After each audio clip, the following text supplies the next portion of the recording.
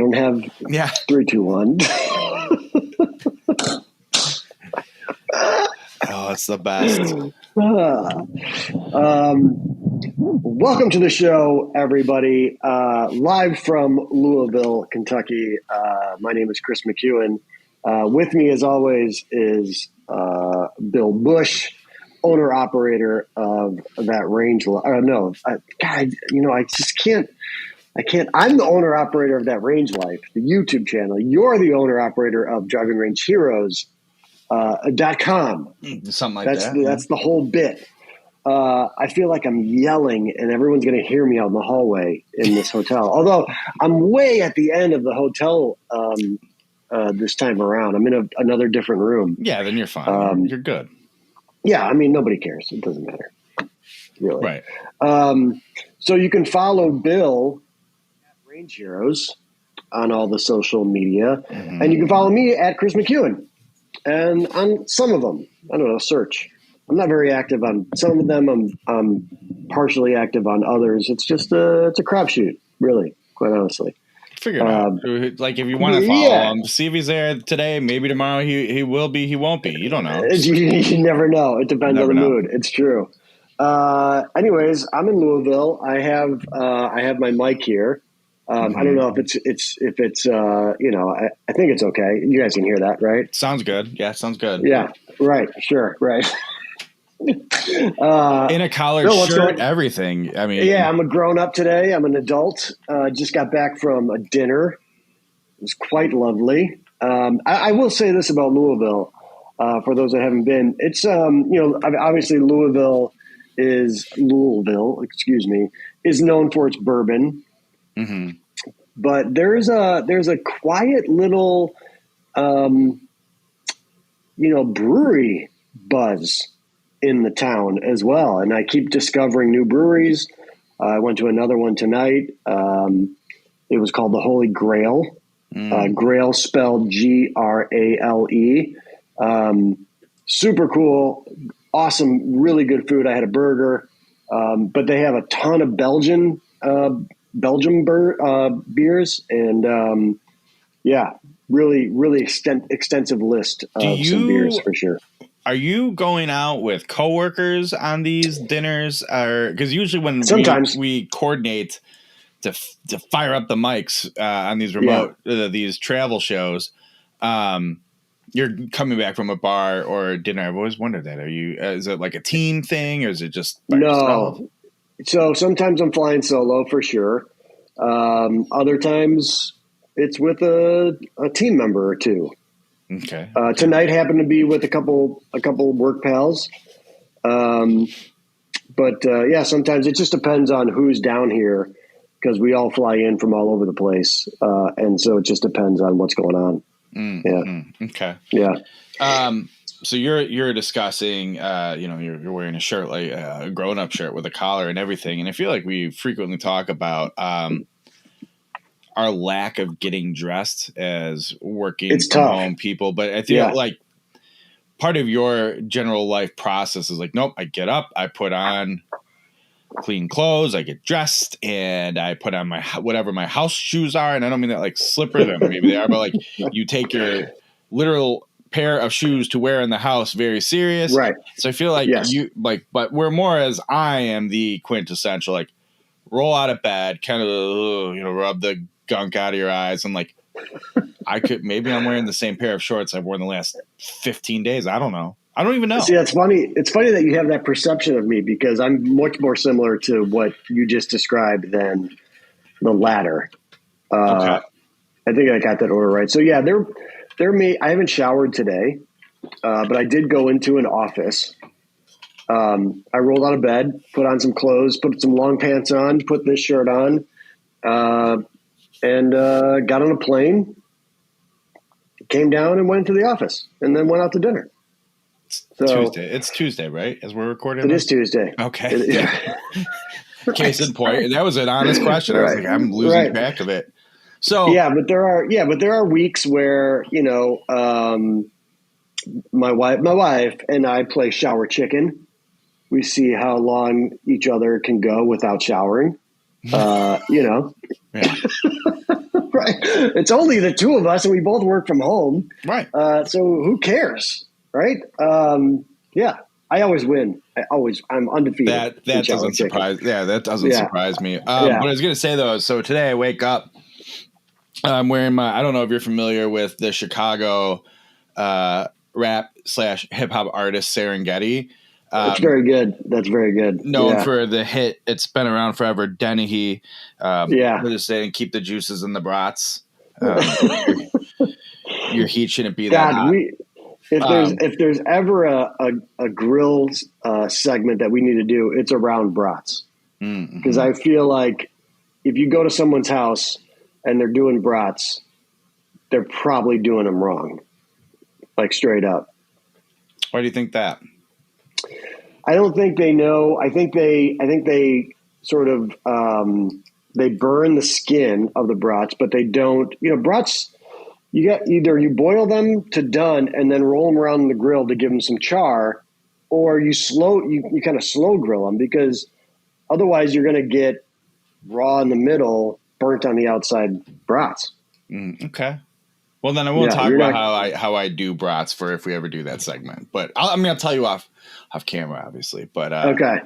Yeah. Okay. Yeah, I feel like on a brat, it's not like a hot dog. Like a hot dog, you can eat out of the fridge if you wanted to. Yeah, literally. All right. Yeah. You could, right? But and so you can roll a hot dog around for 3 minutes on a grill and be like, there you go, you're done.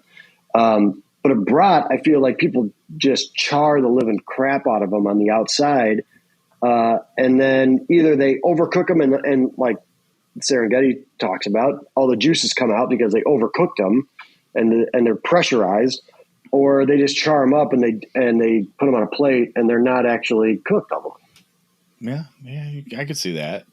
Yeah, now I'm trying to think. I'm like, what were brats like when I was a kid? Because I know my God bless my dad was not making brats the way I make them. So same, I think and that's how I know. Like once I kind of figured it out, I was like, oh my God, I was eating like half cooked meats, or my entire life. Super cooked meats. No, right, or overdone dry ass brats, which is brutal. Anyway, keep the juices in the brats. I was wearing this T-shirt. It's a great T-shirt, but then I had, and I don't know how my work schedule actually accommodated it, but the kids start school for the year tomorrow, and this will be my son's first full day year of his education career. Right. Fortunately, his first grade teacher is the same lovely young lady that my daughter had for kindergarten many moons ago. So, we couldn't be happier. She's great. But it was day before meet and greet, get your school supplies set up kind of a deal. And I was like, hey, do you need me to go? I was like, yeah, that'd be good if you could. I'm like, all right, well, I actually can today. And I push back from the computer, go into the bathroom. I'm like, I should probably put some deodorant on. I'm leaving the house and going around people. So you're going to do that. And as I'm putting my shirt, I'm like, I can't wear this. So I'm going into public. No, I did not. Wouldn't be clear. Why can't you wear that? I'll get into that too. Why I think I shouldn't and couldn't.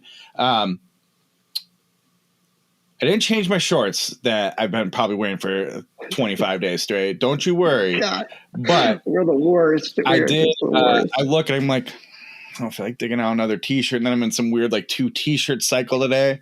And what do I see there going? Because the musical, the kids musical I said we went to, and all the power vests and dad's are you a big time golf guy and a country club member? Wasn't sure, couldn't tell. I didn't want to be that guy. But what do I see just in this I feel like just fits exactly the brand we're giving off today.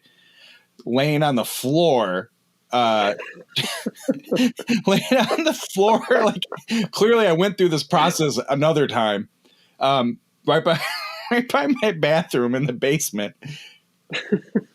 Fresh, because I did this is exactly what I did with it. A clean, fresh and clean Rowback polo shirt. I'm like, well, that's gonna do. Well, there you go. Right. I throw that on, and I was like, and it looks pretty good. And it It was the Flying V one, which is the Ducks and the hockey players, right? Mighty Ducks. Yeah. So it's perfect, right? Kind of casual, relaxed vibe. But I looked like an adult. I had a polo on and oh my God, wore that for funny. an hour and change. Came back, threw the t-shirt back on, and this time, just because I was on the floor for some time, it's been worn twice. I'll be at a total of 2 hours probably. I threw it 90 minutes. Yeah, I threw it in the dirty laundry anyway. Give it a God knows what got into it, a wash. And but yeah, that Rhoback polo coming through, and I feel like this was actually unintentional. It's a great time to remind people to go to rhoback.com, use the code ThatRangeLife15 on all your first orders. You get 15% off the entire order, and there's some good stuff in there right now. There was a polo I was really excited about, and I thought, I'm going to pick that polo up. It's all sold out my size. I think there's like small left. So, their stuff goes so fast, man. Their stuff goes so fast. Yep. I gotta tell you, we need to talk to our peeps over there and be like, you need to give us a pre-order link so we can get on top of that and get our stuff before it goes to the public. I think we deserve that, quite honestly. Definitely do. Yeah, we definitely do. I love that you've got like $100 polo just on the floor in your house. Who knows how it happened? I mean, don't at this point. Is that how you dry your clothes? You just like do you tumble dry those shirts or do you hang dry? Tumble dry them. They hold up really? just fine. They hold up. Yeah, no issues. I've been hang drying. I'll start tumble drying. I have gone. Well, really, how I discovered I don't need to because same thing. These are my nice Rhoback polos, right? And I was air drying them. I don't know what decision I made, but I threw them in the dryer. And it came out, and they pride themselves on their their collar. What they call them, but their collars, and coming out. Everything's coming out just fine. Shirts weren't ruining, so I said, all right, well, this is more efficient and less attention needing to be paid to my laundry. Good to know. Right. So yeah, they go through the dryer just fine. Pretty pleased with them. So yeah, even the hoodies. What about the hoodies? The hoodies? Do you really? Go fine too. Yeah. Oh man, all right. Good to know. I will tell you, I have another. Speaking of code, that Range Life 15, folks. I have another another Rhoback hoodie on the way. I won't say which. Do you? We'll debut it. I'll debut it on the show for everybody. And I guess while we're at it, this is really a true Bridgestone golf balls. I'm running a little low because I've been playing. I'm that week and change where I played a lot of golf. I went through a lot of them on a couple days. Let's just put it that way. I'm out of the year supply of Bridgestones. you lost exactly 60% of that supply at Thunderhawk that one day. Oh God, it's 100. It's totally true. Thunderhawk just dried me out. So now I'm not going to go back to him and be like, hey guys, nope. I'm not doing that. I deserve to go and spend my own money on some golf balls. We'll see what happens. That's what's going to happen. You never know what happens around the Driving Range Heroes headquarters. We'll see if some Bridgestone stuff shows up. All right, so I have a question for you. I was thinking about tonight. Very, very, very golf related. We've had a Taco Bell draft on this show, but I don't feel like it's exactly the same. What is your gun to your head, or last meal, desert island, whatever one you want to use, your go-to Mexican order? And I don't mean like a Taco Bell. I don't mean like Pepe's or some, whatever. I don't know this Mexican restaurant or this Mexican restaurant or this one. I just know this is my favorite Mexican dish. This is what I will have. Oh, so right next door to us, you got to come down. We got to go there. I think it'd be a good time for you, me, and Adam to go and hang out. There's a place right next door to my building. That's the one the one I usually pick you up in front of when we go on our missions. Yeah, Boca Loca. Love Boca Loca. Great house margaritas, fantastic, and they've got a great drink menu in general, but. They have some tacos especiales that I would go with, but essentially it's either a steak taco and they have a chorizo, like a pork chorizo taco that are my go-tos. Those are, and then if you're not getting guacamole, then what are you even doing? Why bother? Why bother going to a Mexican restaurant if you're not going to get guacamole? We are in Nashville, Tennessee for some reason, and we end up at a Mexican restaurant. What are you going with?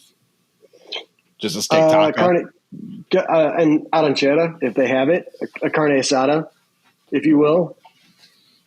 Okay. That's what I'm going with. But I'm going taco, corn tortilla. Flour tortillas are for white people. Yeah, that's what I'm doing. Okay. What's yours? I am not place specific, so hey, just solid whatever. I go chicken enchiladas. I love chicken enchiladas. Too much cheese, man. Enchiladas are just like messy, and you have to eat it with a fork. Too much effort. A lot of risk to go wrong. Well, not good ones, because good ones you just go like this with your fork, and it's not a big to do. But that's fair. I always feel like because of that cheese factor, and if their sauce is decent, like even if they get them a little wrong, they're not too bad. So they're also fairly safe. Right.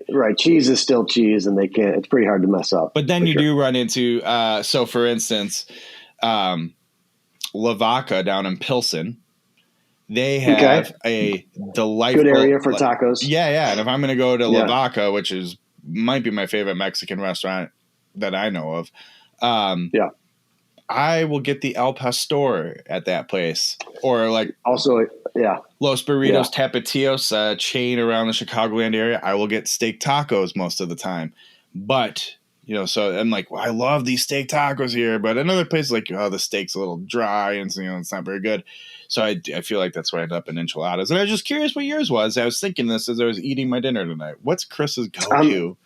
I'm appreciative that you didn't say fajitas. I have a major issue with fajitas in general at a restaurant. Like I'll do fajitas at my home, but like fajitas at a restaurant, like I don't want to have to build my own meal. Like I don't need the showmanship of the whole lime on the skillet crap. Like put together my food and bring it to me. Like you don't bring me a burger in 7 pieces like you do fajitas. Like no, put the fajitas together and deliver them ready to eat. I don't want to have to put my food together at a restaurant. That's garbage. Yeah, I can see that. I'm just not, in general, I'm not big on fajitas. I don't know why. That's why I eat them at home, because I can make them my way, and I will build them before I eat them. Right. I don't need any showmanship. Nonsense. I have my own showmanship. Thank you very much. That's right. I will be doing that. Right. If you think I'm not going to do the showmanship on my own, you're sadly mistaken. Right. Yeah. But I like the El Pastor. I think that's a good default.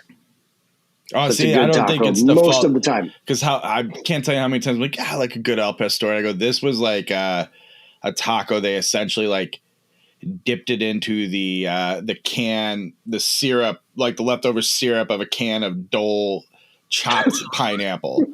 Like, yep, here you go. Here's your taco. Right. Like, no, that's pretty. I guess gross. I've never experienced that version of an El Pastor, so I can't. Yeah, it's a letdown. It's a letdown for that.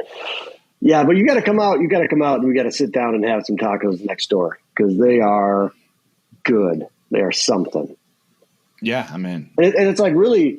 We always talk about this. It's a perfect meal. So a shared bowl of guac with some chips. They have homemade chips too, so they're really good. They're nice and greasy and crunchy.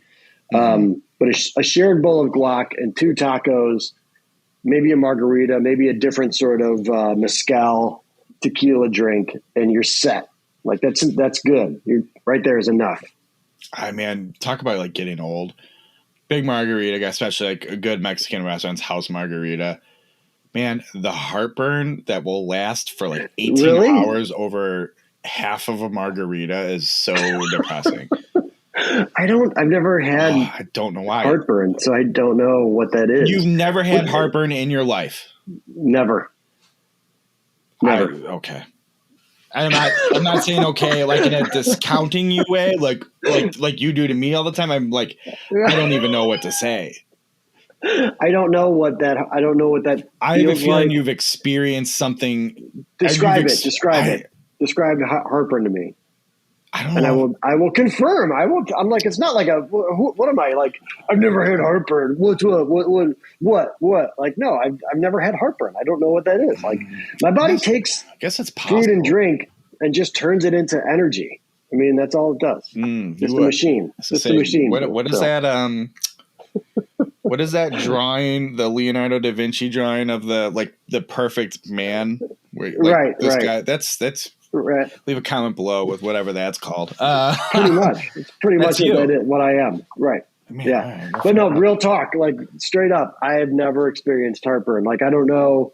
Like, is it like an indigestion or something, or it feels like something's coming back? Or for me, it's always like, I feel like, God, if I could just get this huge burp out that's sort of hot, like if I could just get that out in that pressure, everything would be fixed.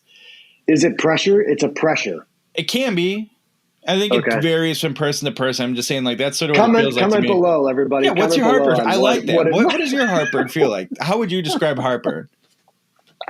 Yeah, I like that. We're just going to leave it at that. I don't really want to hear what people say. Right. And then the worst is when you have, like, bad heartburn going and some people go, oh, this is indigestion. Like, yeah, to me, it all combines into ultimately the same thing. You feel like you got that burp and you can finally, like, make yourself get that big burp out and there's a minute of, like, relief and you're like, oh, nice. Shit, it's back. That's really it just comes right back, huh? Sometimes not. Sometimes so, like, it's just that one and you're good. And you're straight. This we said before just tons of golf topics. Our show has devolved into leave comments about heartburn. Oh man, do people come to this show anymore for golf content? Do you think at this point, 3 years into if they do, it's on them. Honestly, really, that's right. It's on you. Okay. Although I did go and walk the North Course over at the BMW at Olympia Fields this past weekend, Friday and Saturday. I was there 2 days. Oh man, look at you, Mr. Yeah, Mr. I had a media credential and everything. Yeah, it's true. It was fun. I hadn't, like, I know you played Deer Run. How many courses have you played that have been on TV? Because you've done Erin Hills, right? 1, 2, 3, 4, 5. Oh man, look at you. 6, 7. Come on. I'm looking at, like, the various memorabilia around Can you here. name them? I'll try to start over. Got a Pinehurst, number 2, Medina, North Shore Country Club. What did North Shore host? Senior or Champions Tour. It was the Encompass Championship or what at the time. I don't know what it is now. Got Chicago Golf Club, Whistling Straits. I think I already said that. Whistling Straits, yeah. Erin Hills, Harbor Town. No, I forgot you played Harbor Town too. That's never been on TV. I don't know. Oakland Hills. Yeah. Butler, Dubs Dread, Deer Run. TPC. Will we count TPC Colorado? Had a Corn Ferry Tour event. It was streaming. Pushing it. Okay. Pushing it. Let's just stick to PGA, really. I already threw Senior Tour on there, so we'll count that too. Yeah. Speaking of Senior Tour, did you see shout out Ken Duke of Tour Edge staff fame winning this past week the Champions Tour for the first time on the first win on 100 after 100 starts, right? Yeah, I think it was something like that. Yeah. Did you see Laz's post about what's the point of even having the Champions Tour? It doesn't make any money, blah blah blah. And they something along the lines of they just let people, known wife abusers, get spotlights or whatever. No, I'm not on Twitter, so I don't see what. Oh, that's right. Says about such things. Yeah. And apparently, in short, I think is it Pernice Tom Pernice Jr. or Tom Pernice. I don't know. If he's Yes. Yeah. Some sort yeah. of had an abuse issue, and it's documented, right? That's a thing that happened for sure. And they were like, the tour tweeted something along the lines like, "Oh, he's in contention with this birdie putt, blah blah blah." And Laz was replying to that like, "Hey, good, we're celebrating a domestic abuser. Awesome." God, good for Laz. Yeah, God bless him. God bless him. And while we're on that topic, did you see this? I think this morning, the daily Golf Digest email that hits your inbox at like 3 a.m. every day. Okay. Eric Compton, you remember him? Oh yeah, yes. Got arrested. Yeah. And what was it? Him and his wife got into this dispute, and he like took her phone. She was recording him, so he grabbed her phone and threw it in a pool. Yes, and then I think he might have punched her in the face and then threw the phone in the pool or something. I didn't see the punch in the face. I know he pushed her shoulder into a wall. Maybe that's maybe he just and then shoved her she into left, went to neighbor's house, called the police. Yeah, they arrested him. And one of the things charging him with some sort of some.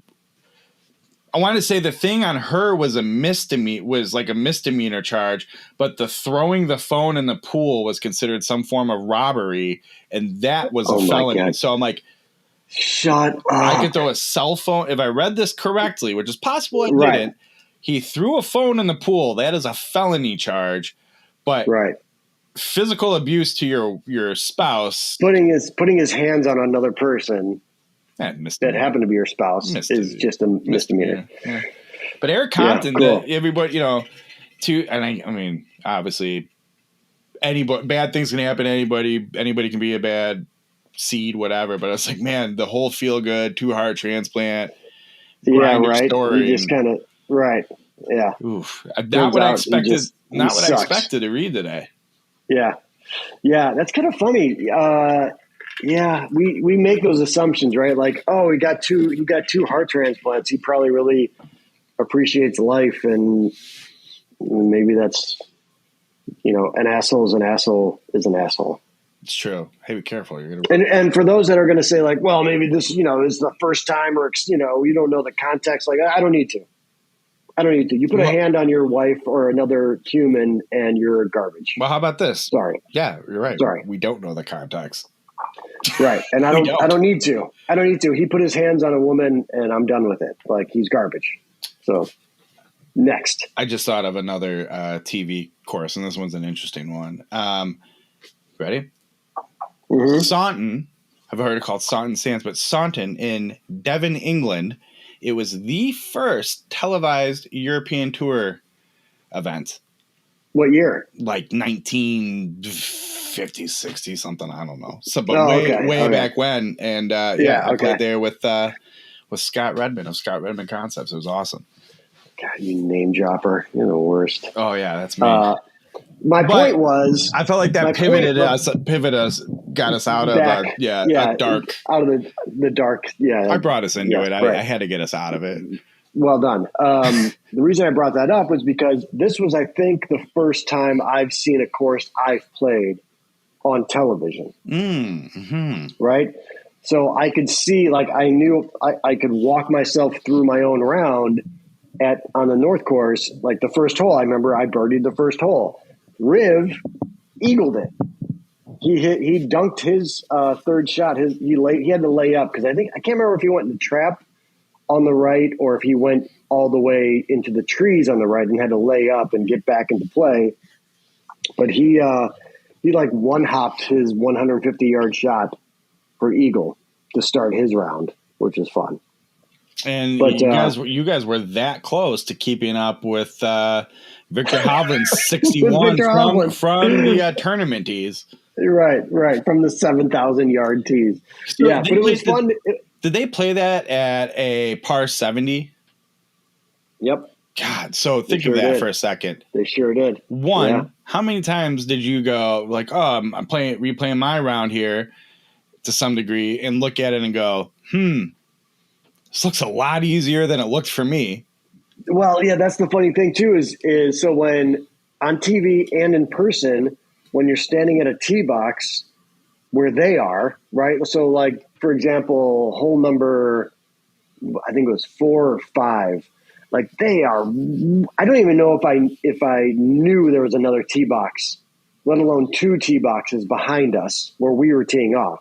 And so I'm watching Tony Finau hit down this chute of trees, and I don't recognize the hole at all. Yeah. Because it's totally different. It's the first hole was playing 600 plus yards, which we did not, obviously, we're not playing from there. But even these par 4s that were playing at 480 or whatever, like it's a totally different looking hole from the tee box than what I experienced, clearly. I mean, the par 3s, you saw the shots and I'm like, I remember this shot. I had to get over, I was right of the green. I had to get up and down, whatever. But yeah, some of the par 4s especially was like, this is a totally different hole than what I played because of what these guys are looking at and how they have to shape their shots. And they're playing 2 strokes less to par than you were. Also true. Like, right. Insane. Yeah. And the course record was broken twice. Yeah. Right. Okay. Boy, did you get to watch Victor at all on Sunday? No. I was out running errands and stuff, and my dad, God, I don't know why. Maybe it's because I knew you guys were going, and so it just put some sort of like weird block in my head. But I'm like, I can't believe I had here I was going to make a 2.5 hour trek to go watch deer run in person. Maybe that like killed my soul for it. I don't know. But this was like, an hour away at Olympia. Of course, I know and I'm familiar with. I just had no interest in going. And I'm like, I'm not even really watching it. So then my dad texted me something about Hovland. I'm like, I'm assuming he's in the lead. Otherwise he wouldn't be texting me this. And by the time I got home and flipped on the TV for the last, I think they were done with play like a half hour early too, or something like that. But they were. They were. It's like the writing was on the wall, and I think Fitzpatrick. They said on TV Fitzpatrick had his this is the only shot that could make a difference. His approach shot on 18, and give it a good scare. Right. But I didn't watch it. And for no good reason. And of course, it was the rare occurrence where, in retrospect, I'm like, God, you know what? I wish I did watch some of it. I would have liked it. Well, we had so Adam and I went on Friday. It was great. We watched a little bit of Hovland. He hit. We were talking about it on his podcast, which he had me as a guest on. If you want to go check out Golf Unfiltered podcast, I'm on there. But he hit a shot on the par 5. It's kind of a dogleg right. I think it's late. It's the back 9. It might be 15. Something like that. Is this that brings me to another question I had for you, because I didn't watch any of it. Did they play it in the true order, or did they do yes, the LPGA? No, they did. Okay, they didn't do the LPGA thing where they finished on 9 because they wanted the more dramatic backdrop.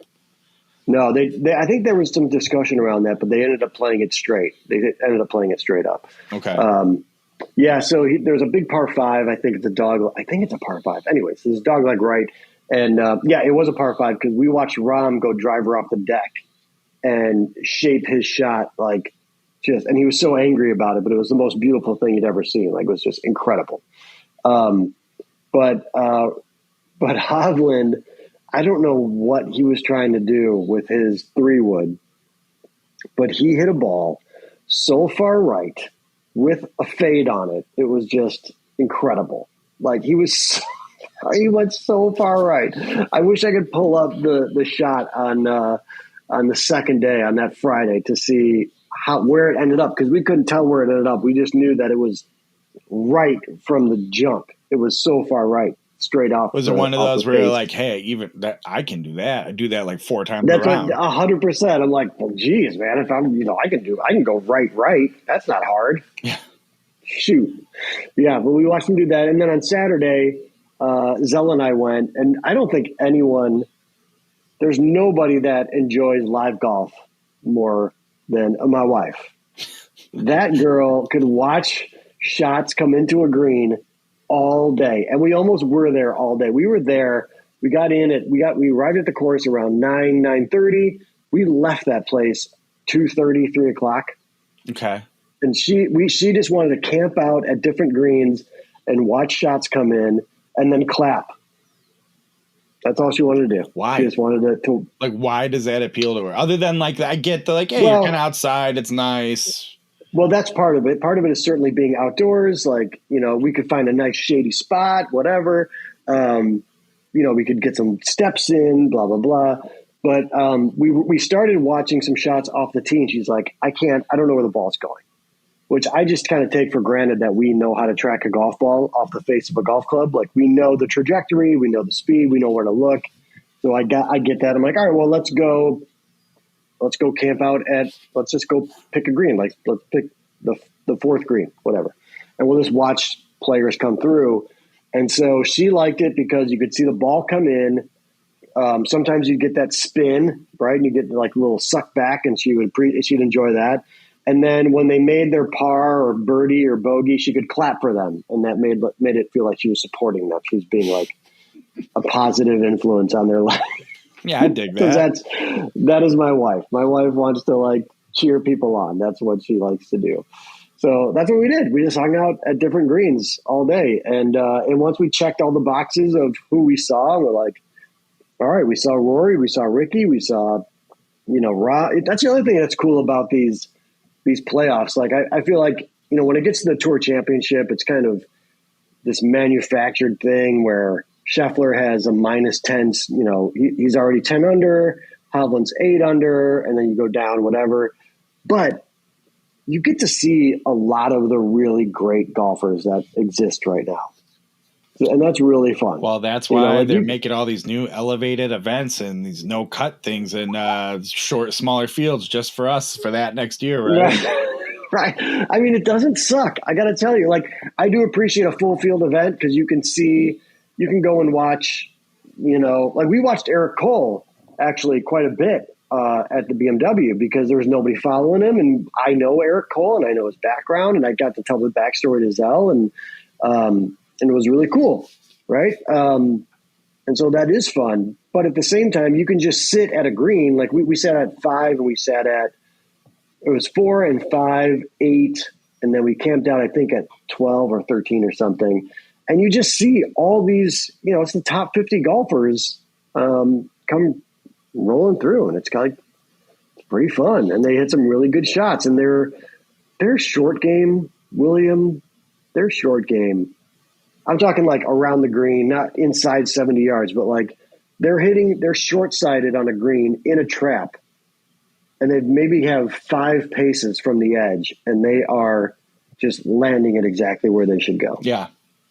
And it is just unbelievable to watch. It's really fun to watch. So I think that point, it's funny because the echo chamber we live in for golf stuff, and people are like, it's stupid. You don't get to see as many players, and these guys don't get the same shot anymore, and it's all geared towards Rory and this and that. But let's look at this argument. Wives who are golf widows, and they know that hey, does that guy in the orange, Ricky Fowler, still play? And Rory, I know that guy is. They can come, and while they're not super into it, they still enjoy it because like, oh look, yeah, I know who that guy is. I know who that guy is. I know who that guy is. They're not like, oh, Eric Compton, who's that? Let me tell you a story about him. Watch out, lady. Yeah, it's a really good point. So, it's a day outside. Grab yourself a drink, beer, whatever it may be, a seltzer. Go, walk a couple holes, and watch some guys hit some really, or women for that matter. I would love to go to an LPGA tournament. I still haven't done that. But go watch some people hit some really, really great shots and play some really cool golf up close. Yeah, I wholly support. Can't recommend it enough. If you have a significant other that watches it on TV with you, you want to really get them hooked. Yeah, you want to really get them hooked. Take them to an. I don't know about getting hooked, but no, but like it's a good day. Like if it's a good day out. It's a good day out. And if the way they're gearing this thing now to try to generate more interest and revenue, like the wheeling out the big names gets more than the golf echo chamber to show some interest. It's true. But Yeah. And it was really interesting to see the sort of, we did a little bit of people watching too. And like, best, just best place in the world for people right, watching, aside from maybe like an airport or train station. right. Golf tournaments. You see the whole gamut. You see little tiny kids who are super, like we saw kids on Saturday that were super into the golf and the golfers. We also saw kids that were clearly there with their dads that had no interest being where they were at the time. Yeah, it was just, but we also see, like, we forget too, like Adam and I were bouncing back and forth, and we talked about this because, and you know this, at these older courses, right? This course was built in 1923, so it's real tight. Fairways are parallel to each other. Greens and tee boxes are within, I don't know, 30 yards, whatever, walking distance. And we saw one mom with that. She had a double stroller and a son with her, and it was a whole thing.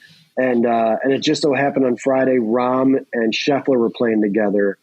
And she asked us, like, who shots are those? Because we were right next to the kind of where the golf balls landed. And we're like, oh, that was John Rahm and Scotty Scheffler. And she whispers over to the little tiny, 4-year-old boy, like, your favorite player, Scotty Scheffler's coming. And he like got right up on the rope, like got right up on there. And it was really sweet and really cool. And he just got to watch like his hero hit one golf shot 5 feet from him. Like, you don't get to do that in other sports. There's no other sport where you can be right next to your guy hitting, playing that sport. That's not a thing. And it's super cool. Yeah. And sometimes we forget that. We just kind of forget that part of it. I think we do. Forget it. You're right. So yeah, the BMW was fun.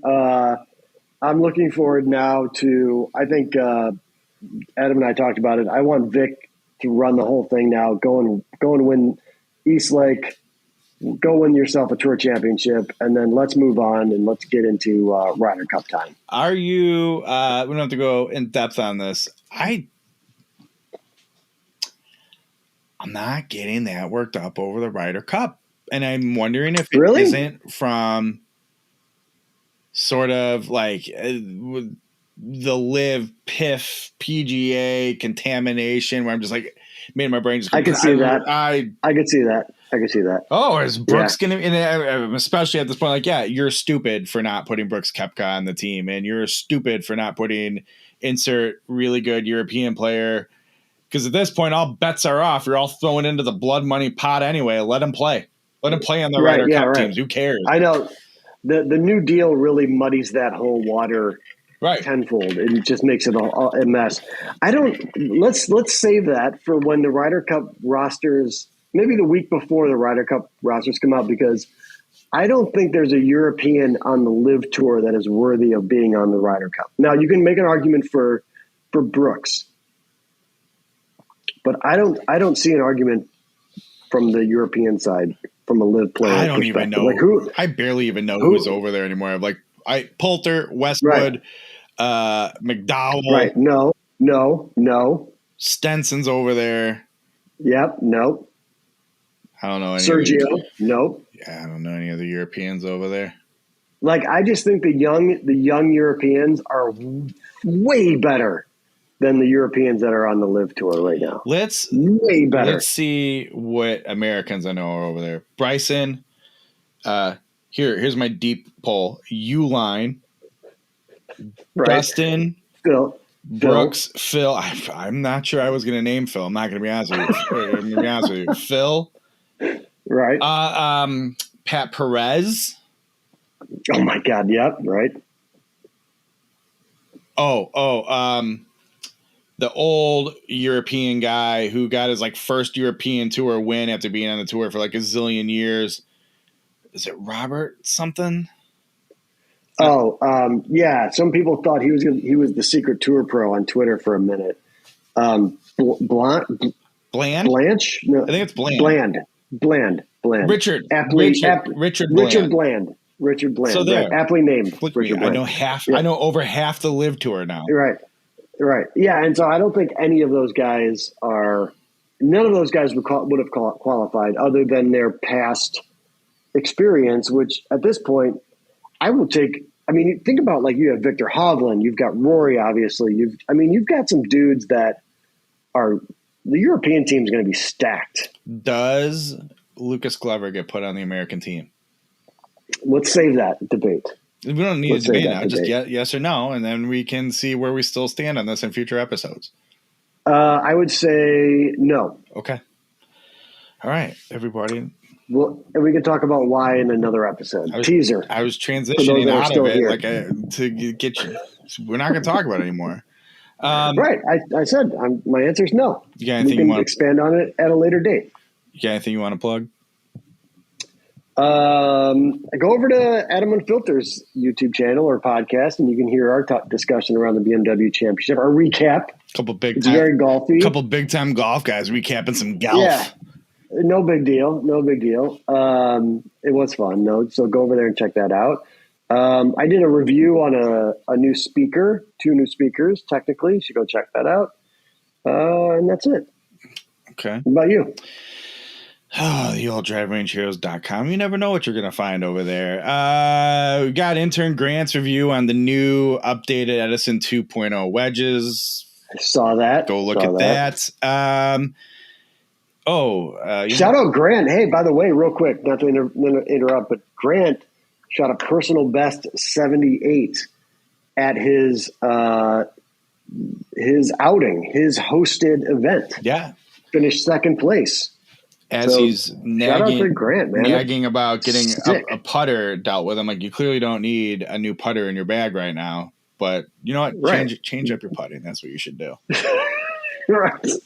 Anyways, continue. Then, summer's not over, folks. In fact, if you're in the Chicagoland area right now, it is going to be a zillion degrees tomorrow. Yeah, you guys are going to get some heat. And good first day of school on the shitty school buses weather. Yeah, no AC on the bus. Had a total vibe check on my recent vacation and a moment of clarity with the new True Linkswear Golf and Leisure Club collection. So a little blurb on that. Saying, you know what? There's plenty of warm weather left and plenty of time to catch a good vibe. So go check that out. Do that. Nice. And that's links in the description. Yeah, maybe we'll see where we get. And then we didn't say in the beginning, but as always, make sure you subscribe, tell a friend, hit like if you're on YouTube, if you're listening to the podcast, maybe rate and review it. But I can't emphasize this enough. You got to tell a friend. Tell a friend to participate in our journey. Yeah. Okay. And honestly, God, go over, get some Bridgestone golf balls, Clinch golf gloves, best in the business as far as I'm concerned. And Roback.com, that range like 50% off all your first orders. Anything you get there. And Liquid IV. We forgot them. Go there. liquidiv.com. That Range Life.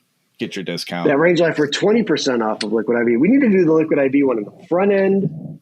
Although, yeah, it's fine. Whatever. It doesn't matter. We do them when we do them. That's how this show We're about to land a new sponsor. So stay tuned for that too. Oh man, a good one, a real good one, one that is close, near and dear to my heart, like legitimately near and dear to my heart. This is a lot of responsibility on this show. I hope they like talking about Mexican food and what courses we played that are on TV. All right, that's Kris McEwen. Maybe he's on your favorite social media platform this week. Maybe he's not, but look for him at Kris McEwen. I'm Bill Bush at Range Heroes. I'm most of them. I do them sometimes. And you know what? Thanks for joining us this week. Maybe we'll see you in polo shirts next week. Maybe we won't. But we're happy to be here with you. See you next time.